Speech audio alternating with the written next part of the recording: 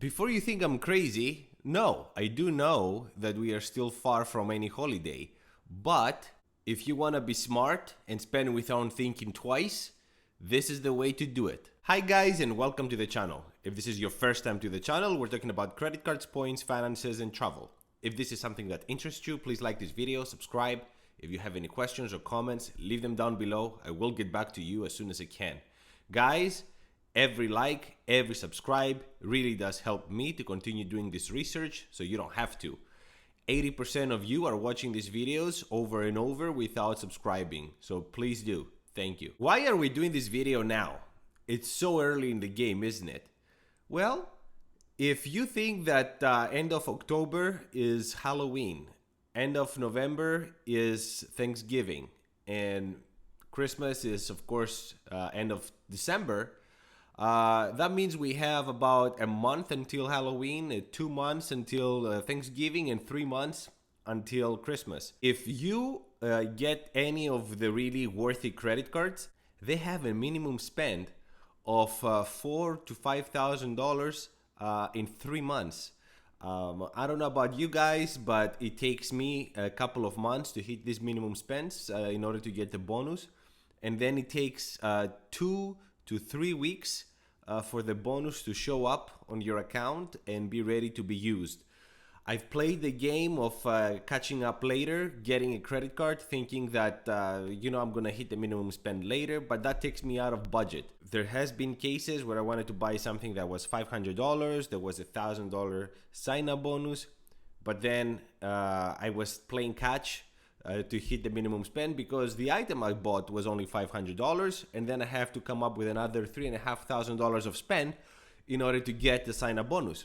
So I don't want you to be in this position. I want you to be ready. So when the time comes, you can spend all the money you want without thinking twice. Now, the list is the usual suspects, more or less. It's funny how travel credit cards can also be used for cash. You would expect that cash credit cards would be the best to use for this kind of situations, but they're really not. That's not to say that they're useless or they don't have their place.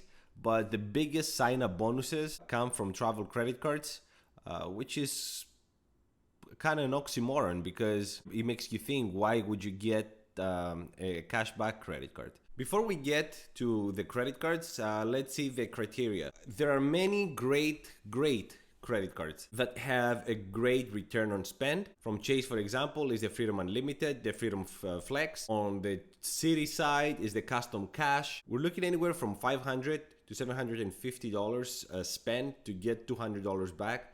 We're looking about 35 to 40% return on spend, which is amazing, is the best that you can get. But at the same time, it's not enough to get something for the family, for example. We're looking about presents, we're looking about buying something a little more unique. So I think the maximum you can get as an amount also counts even more than usual. Technically, I would always go with return on spend, but because of the purpose of this video, we're looking also at the size of the bonus.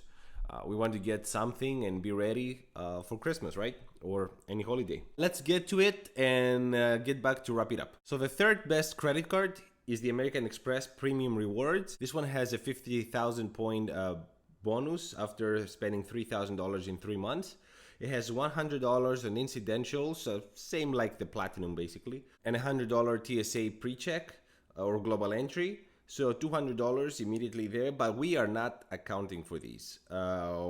Right now, the purpose of this video is cashback. 2x on restaurants, travel, groceries. The grocery stops at the end of this year, 2x, and there is 1.5 on everything else. And we're looking at the maximum value we can get for spending on 2x categories to hit this minimum spend is $60. Adding that to the $500 basically bonus that it offers, taking out the annual fee, we're looking at $465 after paying the annual fee, which is great. I mean, this is about 2.5 times what would you get with a non-annual fee credit card. Now, as an ROS, it's not great. It's only 16%. Again, those other credit cards can give you like 40%. up to 40%, but you would have to get multiple to get this amount of money. And we can see that for the second year, this credit card, at least for cash, really doesn't worth it because it's only 1% return on spend. And personally, I wouldn't keep this credit card, period. But for the purpose of this video, this one is up there. The second best credit card that you can get is the Citi Premier. The Premier is my personal credit card, the latest I got. I'm very happy with it. I basically get 3x on everything, which is amazing. So you can almost guarantee yourself that you can get that 3x because all the categories it offers, the 3x are daily spending, basically from groceries, gas, air travel, and it also gives the second best sign-up bonus from any issuer, 80,000 points, which translates to $800. Now, when you do spend to hit the minimum spend on this one, you're gonna get another $120 on 3x categories, basically.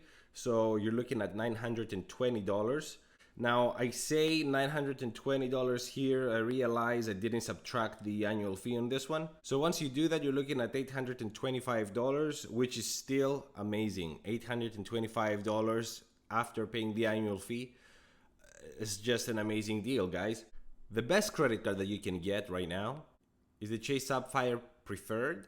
Not only they have the 100,000 point sign-up bonus, it has amazing multipliers nowadays. I believe this is the hottest card on the market right now. It doesn't matter at what stage you are, as long as you're at under 524, you should get this credit card.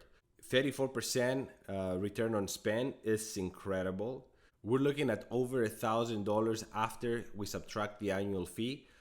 So this is a winner. Between this one and the Citi Premier, you can get both. If you're a couple and you can get one for each, you're looking at $2,000, guys, for cash value.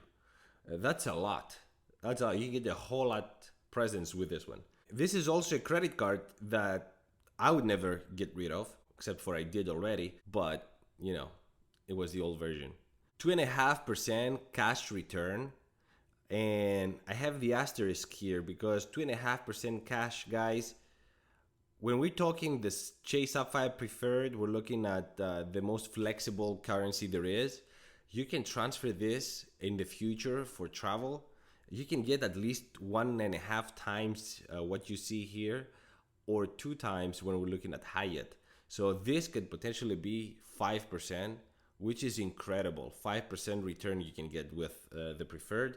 I would get it and keep it forever. Another point I want to make, and I'm sure most of you guys are aware of it, is how American Express points don't worth for anything more than travel.